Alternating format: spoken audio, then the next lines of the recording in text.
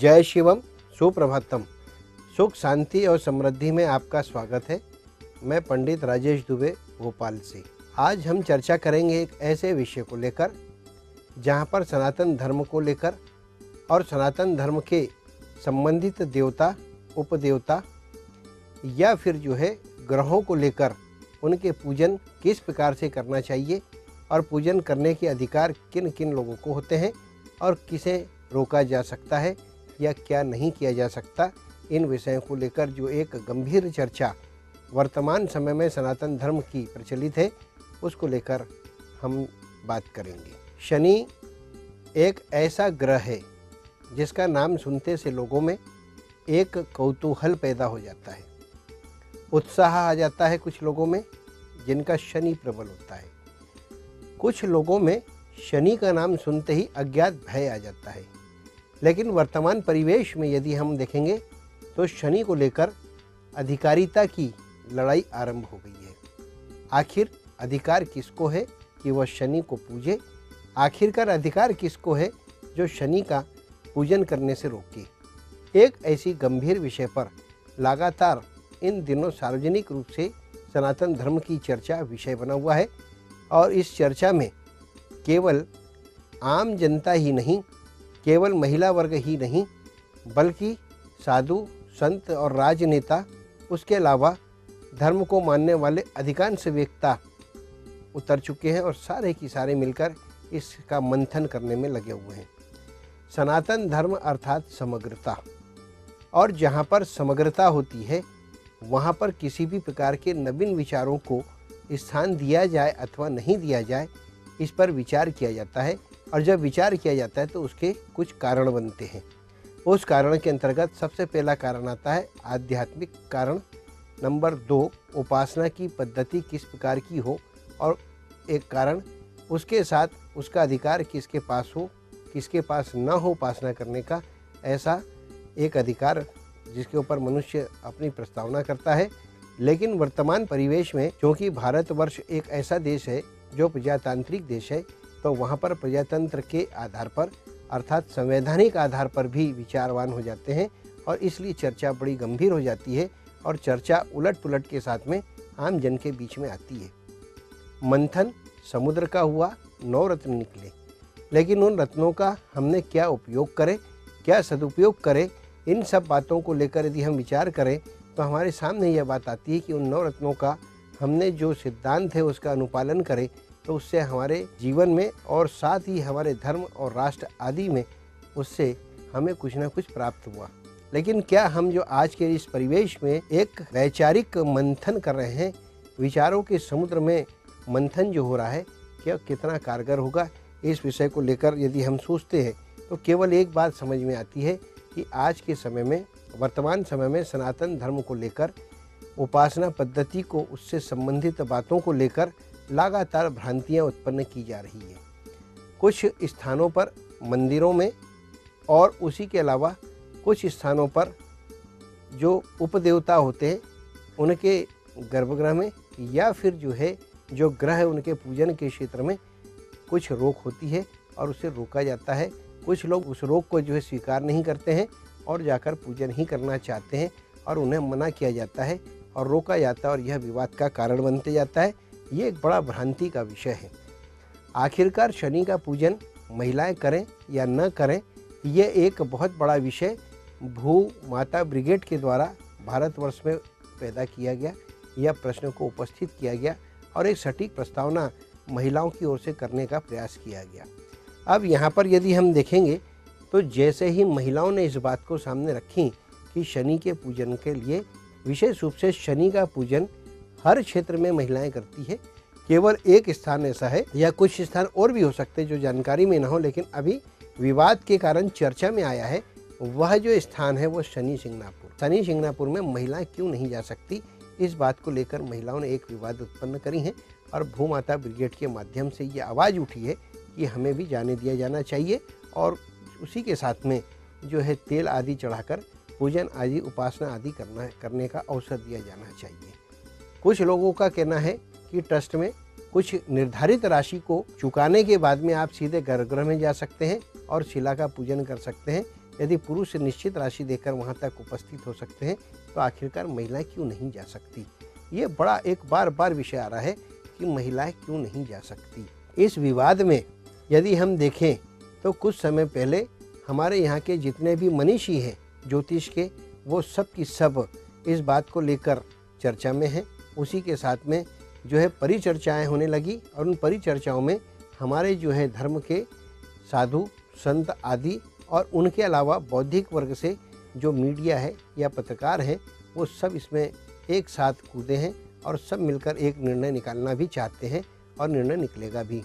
लेकिन यहाँ पर एक मत सबसे हटके, सबसे अलग मत हमारा इसमें यह है कि जब कभी किसी भी सनातन धर्म की परंपरा को निर्वहन करने की बात आती है तो वहाँ पर हम कुछ अत्यधिक आधुनिक बनने का प्रयास करते हैं और जिससे धर्म का नाश हो, ऐसी परंपरा पैदा होने लगती है।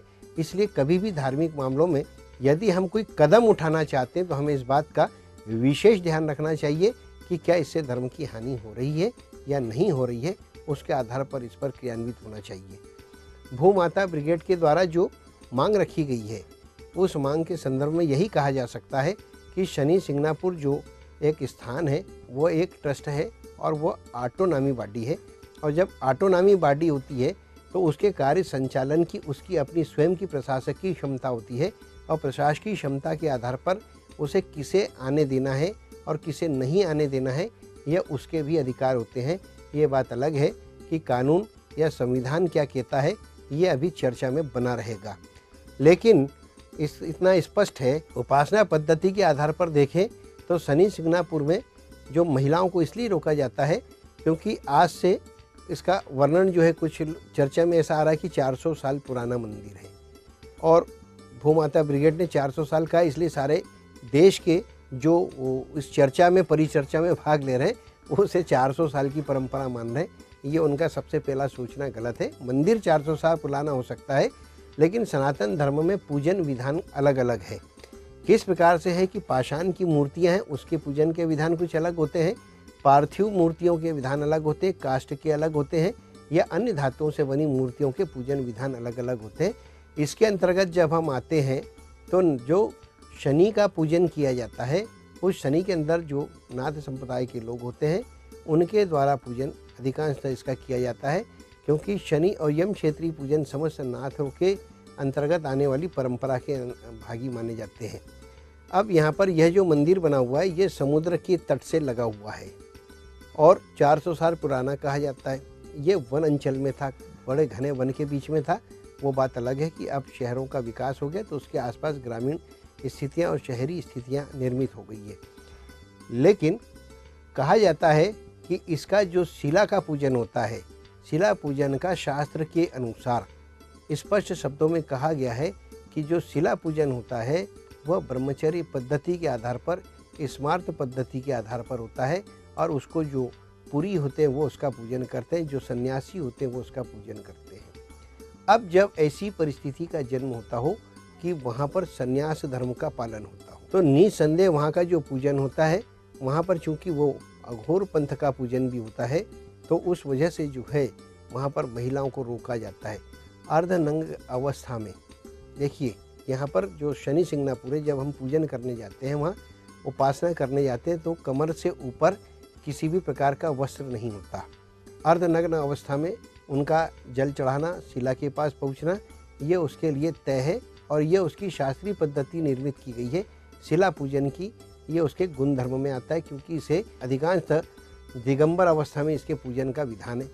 अब आप खुद सोचिए, क्या महिलाओं को अर्धनग्न अवस्था में हम शनि सिंगनापुर के मंदिर में जल या तेल चढ़ाने के लिए भेज सकते हैं या जा सकते हैं? तो आप देखेंगे आपकी भी सामने जब यह प्रश्न उपस्थित होगा आप यही कहेंगे कि इस पर प्रतिबंध लगा है, उसके पीछे एक सामाजिक कारण है, महिलाओं की अस्मिता का सुरक्षा और रक्षा करना। इस वजह से जो है लोग वहाँ पर जो महिलाओं को दूर से दर्शन करने के अधिकार देते हैं, उनके पास जाने के नहीं। अब सवाल ये भी नहीं उठता है कि यह विवाद केवल शनि को लेकर है। आज हमारे सनातन धर्म के अंदर एक यक्ष प्रश्न खड़ा हो गया कि ये धर्म के लिए हम बोल भी सकते हैं अथवा नहीं। क्या जाति भेद कम था जो आज हम लिंग भेद को लेकर खड़े हो गए? और लिंग भेद स्त्री और पुरुष इनको एक घर के अंदर हम विभक्त करने की स्थिति में आ गए उपासना पद्धति को लेकर। और कुल मिलाकर कहा जाए तो कुछ जो प्राचीन आदि शास्त्र है उसमें कई पूजन ऐसे हैं जिसको महिलाओं को घर पे रहकर पूजन करने के अधिकार दिए हैं, उनको देवालयों में नहीं दिए। जैसे उदाहरण के लिए शमशान क्षेत्रीय भगवान श्री शिव के 5 स्थान बताए गए हैं, जिसमें महाकाल है और बनारस है, उसके बाद त्र्यंबकेश्वर है, श्री वैद्यनाथ है, और इस प्रकार से एक और मुझे स्मरण नहीं आ रहा है, ऐसे 5 ये जो स्थान है इन्हें भी शमशान क्षेत्र घोषित किया गया है। तो त्र्यंबकेश्वर में भी गर्भगृह में नहीं उतरने देते। ये तो केवल एक आड़ है कि ग्रह के नाम पर प्रश्न उठाया जाना शनि सिंगनापुर के नाम से और अन्य मंदिरों पर भी हमला करना। आज हमारे धर्म को खतरा हमसे अपने आप से पैदा होने लगा, हम इतने अत्यधिक आधुनिक हो गए। कुल मिलाकर शास्त्रों के निर्देशों का यदि पालन किया जाए, सुस्पष्ट शास्त्रों ने कहा है मंदिर में स्थापित मूर्ति के वास्तु मान के अनुरूप उसके लिए जो पुजारी तय किए जाते हैं केवल वही उसका पूजन करेंगे और वही गर्भगृह में रहेंगे। गर्भगृह में जाने का तो अधिकार ही हमारे शास्त्रों के अनुसार किसी को नहीं है। दूसरी बात, शास्त्रों ने यह भी कहा है कि किसी भी मूर्ति को स्पर्श करने का अधिकार नहीं, चाहे आप अपने घर पे भी पूजन करते हो, अभिषेक कराएंगे उस समय जो आपने करा दिए ठीक है, लेकिन उसके पश्चात मूर्तियों को स्पर्श नहीं किया जाता। किसी मंदिर की मूर्ति को स्पर्श करने का अधिकार भी नहीं है। जब हमें मंदिर के गर्भगृह में जाने के अधिकार हमारा शास्त्र नहीं देता, हमारा धर्म नहीं देता, मूर्तियों को स्पर्श करने का हमें अधिकार जब नहीं देता, तो आखिर हम ये आवाज़ क्यों उठाते हैं जो लिंग भेद को प्रस्तुत कर रही है। संभवतः यह जो है अपरिपक्व मानसिकता का एक परिचय हमारे सामने उपस्थित हो रहा है। कुल मिलाकर ये कहा जाए कि इस बात को लेकर जो प्रश्न उठे, इस पर गंभीर चर्चा हुई, इसके ऊपर जो है आत्मचिंतन की ज़रूरत है, आत्ममनन की ज़रूरत है। अब यहाँ पर संवैधानिक अधिकारों को यदि हम लेते हैं तो आत्मचिंतन मनन प्रश्न यहाँ पर लगा है कि यदि हम संवैधानिक अधिकारों की बात यहाँ पर करते हैं तो संविधान में सुस्पष्ट लिखा है कि प्रत्येक व्यक्ति को व्यक्तिगत अधिकार है कि वो अपने किस धर्म का पालन करे और उसकी उपासना पद्धति क्या हो। वहाँ पर शब्द लगा है व्यक्तिगत। अब ये जो डिमांड है, ये जो मांग है शनि सिंगनापुर को लेकर या अन्य मंदिरों के गर्भगृह में जाने को लेकर, ये तो सार्वजनिक है, इसे व्यक्तिगत तो नहीं कहा जा सकता। ये व्यक्तिगत नहीं है, ये सार्वजनिक रूप से मांग उठी है, इसलिए यह भी एक बड़ा चिंतन का विषय है। ये आज हमें विश्लेषण करने की आवश्यकता है।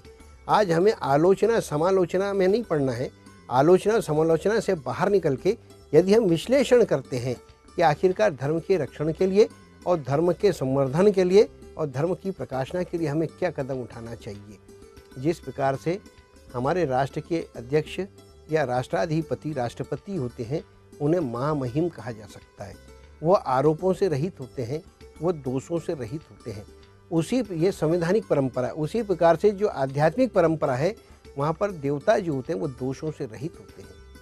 उनके ऊपर दोष लगाना या उनके पूजन पद्धति को लेकर उनके संस्कारों पर दोष लगाना, देवताओं का भी प्रोटोकॉल होता है जिस प्रकार से नेताओं का प्रोटोकॉल होता है, हमें उस प्रोटोकॉल का पालन करना चाहिए। प्रयास ये करना चाहिए, यदि दूर से दर्शन करने के भी अधिकार प्राप्त हैं तो दूर से दर्शन करना चाहिए।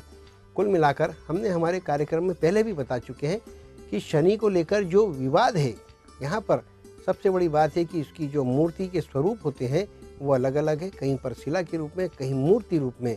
मूर्ति रूप में जहाँ भी शनि की मूर्तियाँ हैं उसे पूजने का अधिकार महिलाओं को, पुरुषों को, सबको होता है। लेकिन जहाँ पर शिला शब्द लग जाता है, शिला का अधिकार जो है केवल स्मार्त पद्धति के आधार पर होता है। बहुत बड़ा विषय है, इस विषय को लेकर जितनी आप चर्चा करेंगे उतनी चर्चा कम होगी, लेकिन अब समय की यहाँ पर अल्पता है। इसको देखते हुए लगातार आप हमसे जुड़े रहें, देखते रहें हमारा कार्यक्रम। आगे भी समय समय पर हम आपको सही जानकारियाँ देते रहेंगे, नई जानकारियाँ देते रहेंगे। इसी के साथ में जय शिवम।